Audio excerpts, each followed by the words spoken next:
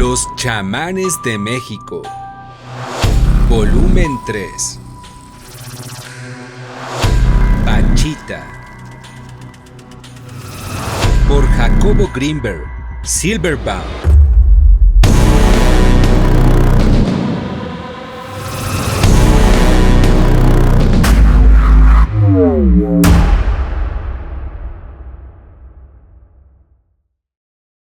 Presentación.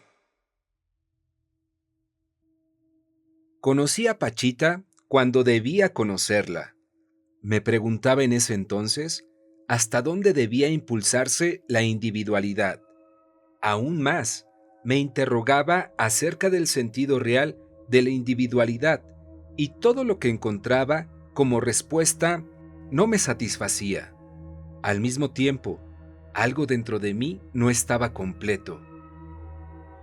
Con Pachita aprendí que la individualidad se conserva aún después de la muerte corporal, que la sensación de ser yo mismo independiente y completa es sana y debe expandirse hasta acceder al todo, que la unidad no se alcanza destruyendo el yo, sino transformándolo después de aceptarlo. Todo me recordaba a John Cook, quien decía que el ego debe ser amado, conocido y después olvidado. Su regalo más grande fue el entender que se es siempre y que por lo tanto es necesario respetar la vivencia de la existencia y no invalidarla. Lo que veía en casa de Pachita desafiaba en un grado tan fundamental mis concepciones acerca del cuerpo y su importancia, que después de la primera sesión de operaciones salí a la calle sintiéndome un espíritu y viviendo mi cuerpo como una especie de vehículo. Las notas después de esta sesión reflejan ese estado de ánimo. Mi cuerpo es solo un instrumento, me dije a la salida de la casa de Pachita. El mercado con las flores brillaba en esa madrugada y yo me sentía unido con todo. Las flores son hermanitas, la tierra es hermanita, los gusanos son hermanitos, los pájaros, las víboras, los ojos. Mi cuerpo no me pertenece, mi cuerpo es un instrumento, el espíritu se mueve. Mis manos estaban rojas de la sangre vertida con el cuchillo de monte. En esa primera sesión de operaciones, yo había visto cómo una mujer se aproximó a Pachita para acostarse en una cama improvisada, hecha de tablas semirrotas, y allí, en medio de todos, un cuchillo de monte se introdujo en su vientre para sacar un tumor y trasplantar algún órgano interno. Esa mujer, la primera persona que vio operar, me dejó una huella indeleble. Recuerdo que, a punto de desmayarme tras ver la operación, algo en mí decidió proseguir y tomar todo con naturalidad y fuerza. ¿Qué fue y cómo logré no gritar de horror o salir corriendo de allí? No lo sé. Lo cierto es que, a partir de cierto instante, me sentí como en mi casa, y lo único que deseaba era ayudar y aprender. Recuerdo que después de esa sesión estaba tan hambriento que decidí ir a cenar a un restaurante. Me senté y vi que todos se me quedaban viendo. El caso más extraordinario y el que me enseñó que realmente no existen límites fue el de una niña, quien en una operación convencional había sido sobreanestesiada, dejándole su cerebro muerto por la falta de oxígeno. Los padres desesperados, después de ver a una decena de neurólogos, dieron con Pachita y le pidieron ayuda. Pachita aceptó y la segunda operación que vi aquella primera noche fue un trasplante de corteza cerebral en la niña sobreanestesiada. Aquello fue demasiado difícil para mí. Durante más de 10 años me he dedicado a investigar algunos aspectos de la fisiología cerebral y aunque me considero bastante revolucionario entre mis colegas, jamás me imaginé ni podría haber aceptado que una parte del cerebro pudiera trasplantarse de un cerebro a otro. Jamás lo hubiera aceptado de no haberlo visto, pero el caso es que lo vi, y eso me trastornó tan profundamente que a partir de ese momento, todas mis concepciones psicofisiológicas cambiaron. La niña era un vegetal que no se movía, ni hablaba, ni controlaba sus esfínteres. En esa operación y en 4 subsecuentes, Pachita cortó el cuero cabelludo con el cuchillo de monte y después abrió el hueso del cráneo, usando un pedazo de sierra de plomero. Yo veía eso y parte de mí pensaba que no era cierto y otra que era maravillosamente real.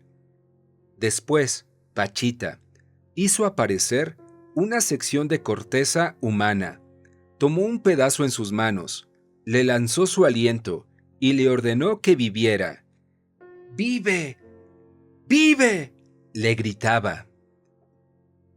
Después, con la ayuda del cuchillo, introdujo el pedazo de corteza al cráneo de la niña y con una serie de movimientos extraños, lo dejó depositado allí. Por fin, la herida se cerró después de que yo fui invitado a colocar mis manos encima de la misma. A eso le llamaba saturar. La niña fue vendada y devuelta a sus padres. La operación se realizó sin anestesia, sin asepsia y considerando su magnitud y seriedad. Lo que se podía haber esperado como mínima reacción era una meningitis fulminante. En lugar de ello, la niña se presentó a los 15 días para una nueva operación sin infecciones, sin haberse muerto de shock postoperatorio y con algún síntoma de mejoría. De hecho, después de 4 operaciones similares a la descrita, yo vi a esa niña empezar a tener movimientos voluntarios, balbucear vocablos, quejarse de dolor y molestias y sonreír. Sí, sonreír. Cuando yo vi sonreír a esa niña y alcancé a comprender los motivos de su alegría, entendí que lo más fundamental es lo de mayor alcance espiritual, lo que cualquiera comprende, lo que se encuentra presente en todos los niveles, lo clásico, lo que se siente como certeza y mismidad. Era el cumpleaños de Cuauhtémoc y el recinto de las operaciones fue vestido de flores y saturado de incienso. Pachita se sentó en el centro del cuarto, respiró profundamente y unos minutos más tarde, el saludo de Cuauhtémoc nos introdujo a un mundo mágico. En un mensaje magnífico, el hermano nos comunicó sus deseos y su amor. En cierto momento empezó a hablar de Dios y de sus designios. La niña en su silla de ruedas estaba en el recinto, acompañada de sus padres, y en el instante en el que el hermano llega a la máxima profundidad espiritual, la niña sonrió. Cada vez que Cuauhtémoc alcanzaba un nivel que yo solo podría catalogar como de total trascendencia, la niña volvía a sonreír. Fuera de esos niveles, yo no notaba reacción alguna en ella. Aquello me enseñó lo que ya mencioné y me llenó de fe. Una de las facetas más misteriosas de la obra era lo que acontecía con la conciencia de Pachita durante las operaciones. Recuerdo que cuando le leí el libro, la más asombrada era ella, como si no recordara lo que acontecía en las operaciones, o como si no hubiese estado en ellas. Esto último parecía lo más probable. Pachita, la conciencia de Pachita estaba ausente durante las operaciones. ¿Cómo explicar esto? En realidad, no lo sé. Armando y la misma Pachita decían que el espíritu de Pachita se iba de su cuerpo y que el espíritu del hermano lo ocupaba mientras tanto. Creo que esta última era una explicación demasiado simple para lo que verdaderamente acontecía. Quizá Pachita funcionaba en un nivel en el que su conciencia se conectaba con la estructura más fundamental de lo que la física llama latiz, y de allí extraía todo su poder. Una muestra de este poder yo la tuve en Parral. Cuando llegamos a esta ciudad, una sequía la tenía sedienta durante meses. Los campos estaban secos y la gente se quejaba del calor y de la falta de agua. Pachita hizo lo mismo. Usando el peor calo, maldijo la sequía y pidió lluvia. A la media hora empezó a caer una llovizna ligera, y en la noche comenzó una tormenta que no disminuiría su volumen de precipitación durante varios días. Los ríos de Parral se empezaron a desbordar, y en las calles la gente volteaba a ver el cielo, y con ademanes de sorpresa y beneplácito agradecían la lluvia. En el estado de Morelos, yo había visto a don Lucio controlar una tormenta y me había maravillado de su poder. Lo que hacía Pachita me maravillaba aún más. ¿De dónde venía su fuerza? De pequeña, Pachita había sido abandonada por sus padres y adoptada por un negro africano llamado Charles. Durante 14 años, Charles cuidó de Pachita y le enseñó a ver las estrellas y a curar. Después, Bárbara Guerrero, Pachita, luchó al lado de Villa. Fue cabaretera, vendedora de billetes de lotería.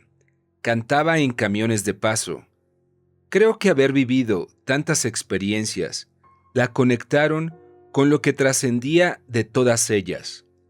De alguna manera, Pachita había logrado dejar atrás muchas ilusiones, y eso la colocaba en un punto de contacto íntimo con la verdadera realidad. La verdadera realidad era lo que hacía. Me parece que lo que he dicho no logra explicar por qué Pachita no era consciente durante las operaciones, a menos de aceptar que lo que nosotros conocíamos de Pachita, la personalidad que nos mostraba cotidianamente, era una especie de matriz de relaciones aparentes que desaparecía cuando la verdadera Pachita aparecía. Creo que Armando no estaría de acuerdo con lo anterior. Él era el ayudante más veterano de Pachita y él mismo también se dedicaba a curar. Sin embargo, él sí conservaba su conciencia habitual.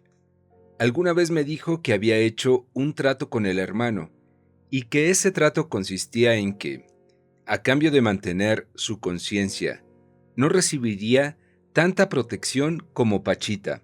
Por eso me confesó: he tenido tantos daños y Pachita me ha tenido que operar tantas veces. Por supuesto que los daños y su significado merecen algún intento de explicación. Pachita y todo el chamanismo mexicano distinguen entre enfermedad buena y enfermedad mala. La enfermedad buena la considera natural y curable con medicinas convencionales. La enfermedad mala, en cambio, son los daños.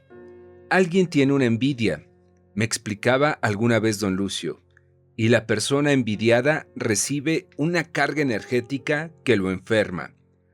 Los daños son las introyecciones de los malos pensamientos de los otros. Son las malas intenciones detectadas a niveles corporales. Me parece que toda la concepción de los daños merece un estudio profundo, sobre todo para entender cómo una alteración en las características del campo neuronal puede materializarse en un cuerpo. A las materializaciones a partir del aparente nada, Pachita las denominaba aportes. De pronto, Pachita hacía una serie de movimientos extraños con las manos, y sin que previamente hubiera un objeto, algo aparecía en la palma de su mano.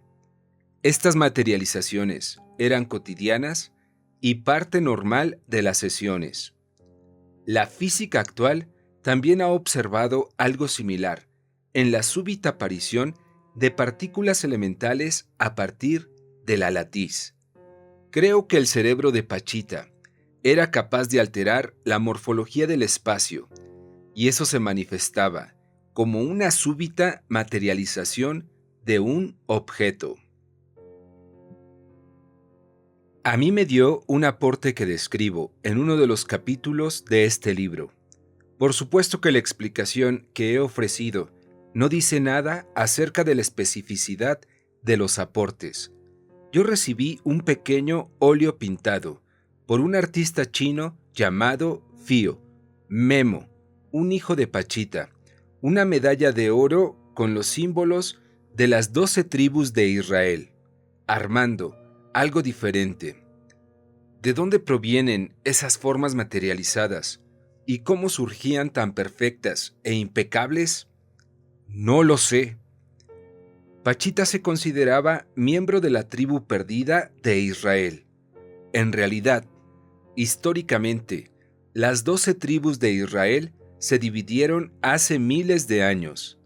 10 tribus abandonaron el territorio de Israel. De esta forma, se puede hablar de la existencia de 10 tribus perdidas de Israel. Pachita aseguraba pertenecer a una de ellas. No puedo añadir nada más porque nunca hablé con Pachita acerca de ello. Los pacientes que iban a ser operados se sometían a la ingestión preoperatoria de una serie de medicinas provenientes de otras tantas hierbas naturales. Memo ayudaba en la confección de las mismas y alguna vez me explicó cómo las preparaban. En las consultas, estas hierbas eran recetadas. Su variedad era extraordinaria, lo mismo que las formas en las que se preparaban. Recuerdo que a los pacientes diabéticos, Pachita les recomendaba tomar un vaso de agua con clavos oxidados. Solamente el agua, por supuesto. Algunos de estos remedios los describo en el libro, por lo que allí refiero al lector interesado. En las primeras sesiones, yo no distinguía, o más bien no aceptaba que el hermano, y no Pachita, operaba. Por supuesto, el cuerpo de Pachita no desaparecía durante las operaciones. Lo que se transformaba era su personalidad. Yo estaba acostumbrado a meditar y sabía que una etapa de la meditación se caracteriza por un estado de apertura hacia contenidos inconscientes. Cuando se llega allí, se reciben mensajes y se vislumbra la existencia de un estado de conocimiento puro y alejado de convencionalismos. Todo ello se experimenta y se vive como algo maravilloso, pero se siente que pertenece al uno mismo, que el yo no desaparece y otra entidad ocupa el cuerpo. No, eso no se experimenta. Más bien la sensación es la de estar en contacto con otro nivel de uno mismo.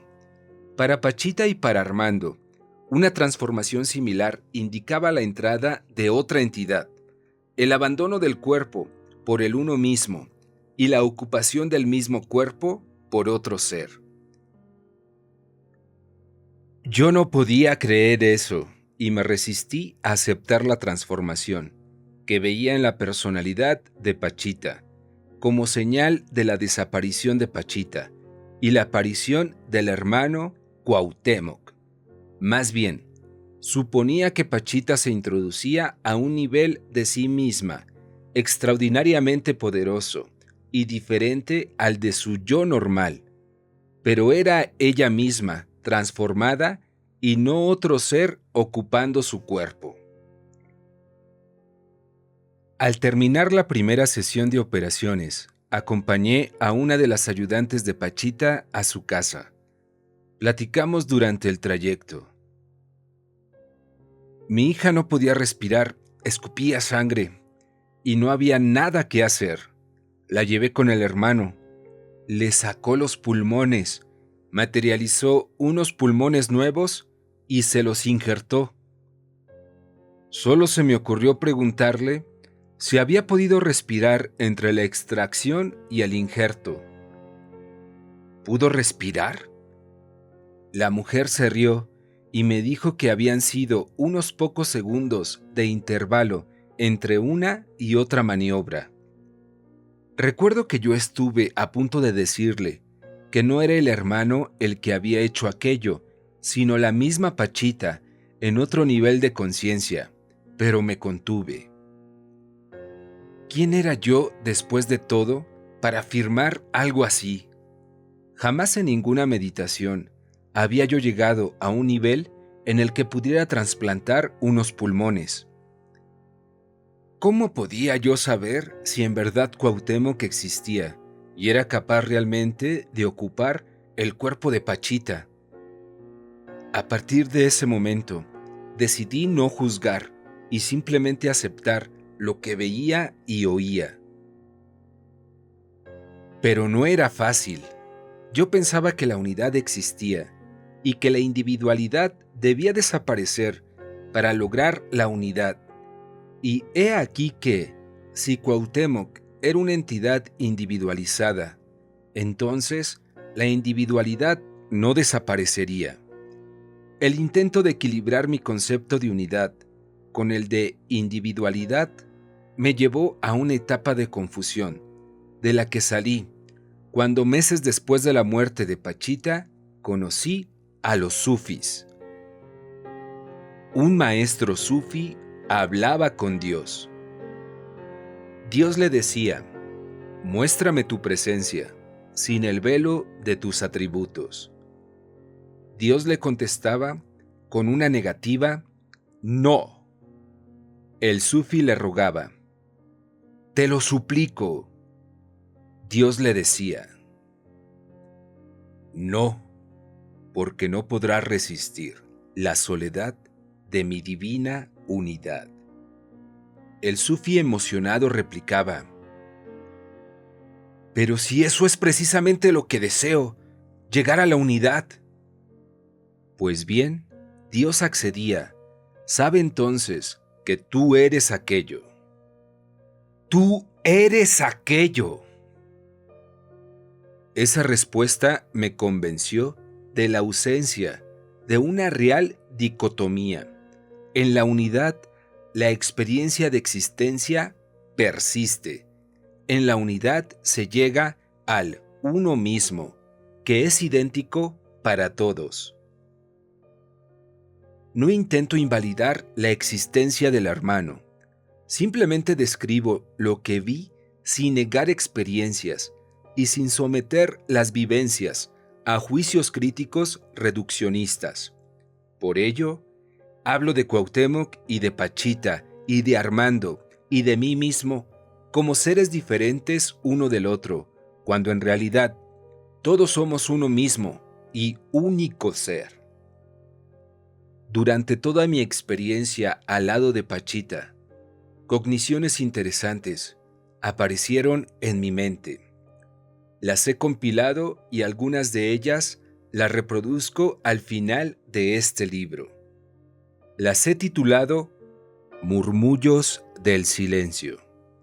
Aparecieron en momentos de silencio conceptual y de gran paz. Aunque no relatan incidentes y aparentemente no están relacionadas con el resto de la obra, creo que su inclusión está justificada por haber aparecido durante mi colaboración con Pachita y porque enriquecieron el texto. Aunque en ocasiones la tentación casi traicionó mi prudencia, no he querido retocar los capítulos que ya estaban escritos, ni tampoco añadir nuevas descripciones. Creo que haberlo hecho atentaría en contra de la frescura del texto. Una posible desventaja, sin embargo, es que algunas frases pudieron mejorar con una corrección o una descripción, clarificarse usando el mismo procedimiento. Espero que el lector disculpe tales faltas y aprecie la frescura original. Esta última, cuando existe, resulta de haber escrito mis experiencias el mismo o el siguiente día después de las sesiones. Algo en mí se comprometió a escribir con la mayor cantidad de detalles, y eso solo era posible hacerlo con un intervalo mínimo entre la experiencia y la descripción de la misma. Sin embargo, confieso que mis propias carencias son un límite insalvable y que jamás pude describir todo lo que yo deseaba. Espero que lo descrito sea suficiente para que el lector sienta el carácter y la atmósfera de la obra de Pachita y del hermano. Mis antecedentes como psicofisiólogo están incluidos en algunos capítulos y secciones. Quiero decir con lo anterior, que en algunas partes me introduzco en tecnicismos y explicaciones fisiológicas que quizás solo sean entendibles para el especialista. Creo que tengo algún derecho de incluir mi propia visión de esta obra y por ello me he atrevido a no suprimir las partes del libro con sabor fisiológico. Han transcurrido años desde que viví las experiencias con Pachita y siento que no soy el mismo que era antes de conocer a esa maravillosa mujer. Su amor hacia todos sus pacientes era ejemplar. Su entrega a la obra de curarlos totalmente y su buen humor y frescura hacían especialmente deliciosas las ocasiones en las que tuve oportunidad de acompañarla. En verdad, la extraño y la recuerdo mucho. Considero que este libro es una continuación de la obra iniciada por Pachita y su heredad. Ojalá que el que lo lea impulse su amor al prójimo, a sí mismo y a Dios.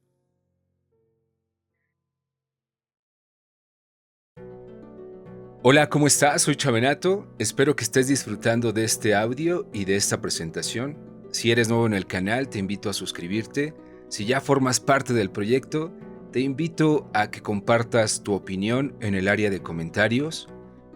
Vamos a iniciar con este primer capítulo del volumen 3 de Los Chamanes de México, que cada vez se pone mejor, mejor y mejor.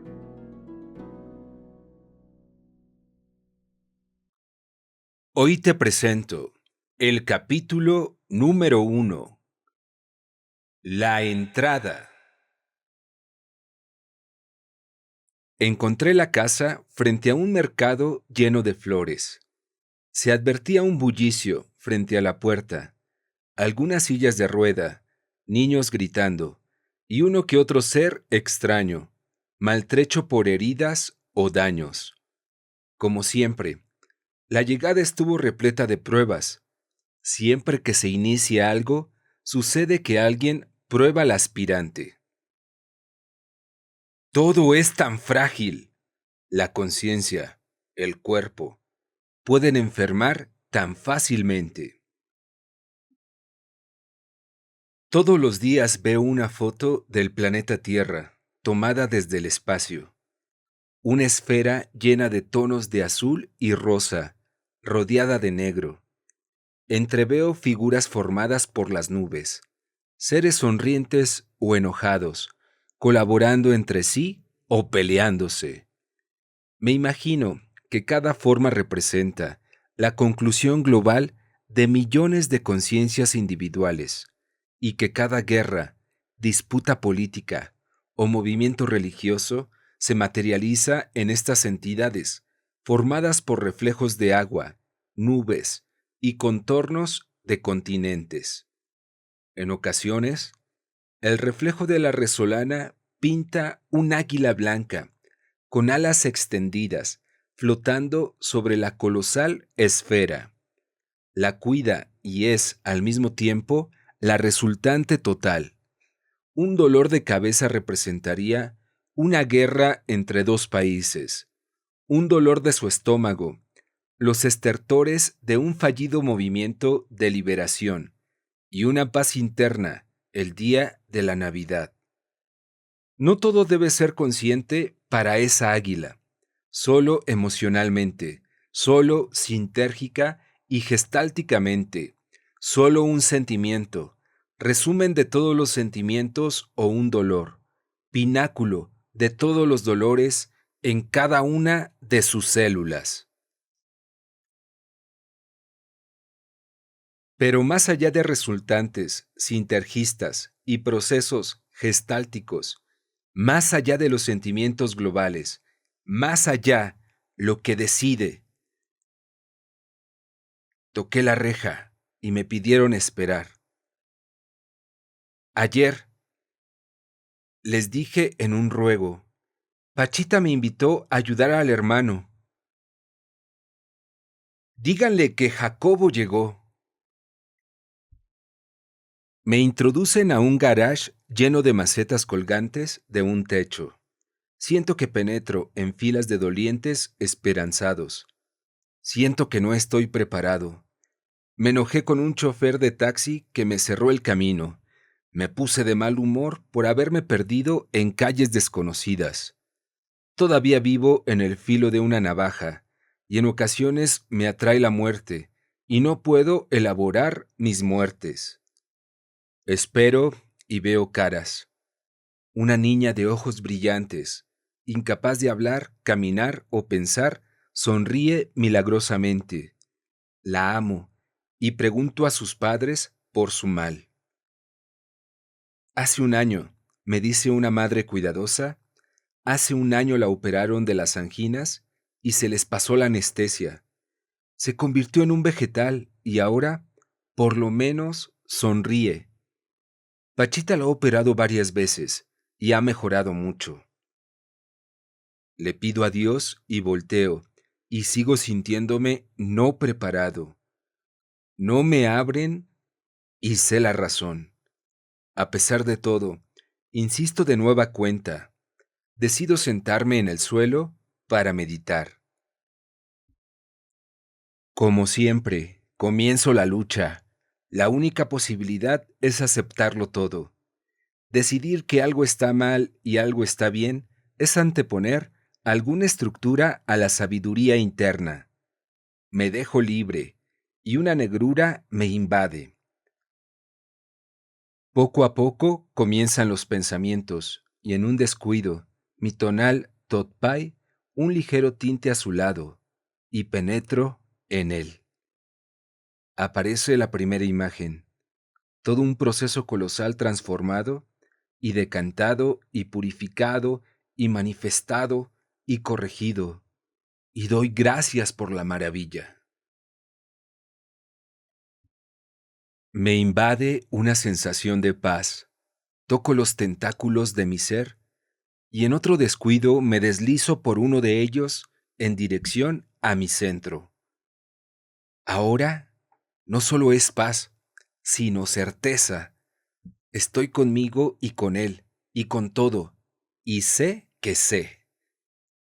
Abro los ojos, me aproximo a la puerta, y en ese instante, sincronísticamente, me anuncian. El hermano quiere que pases.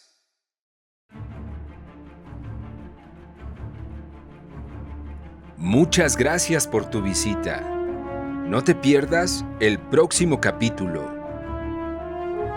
El espíritu sobre la materia. Te quiero.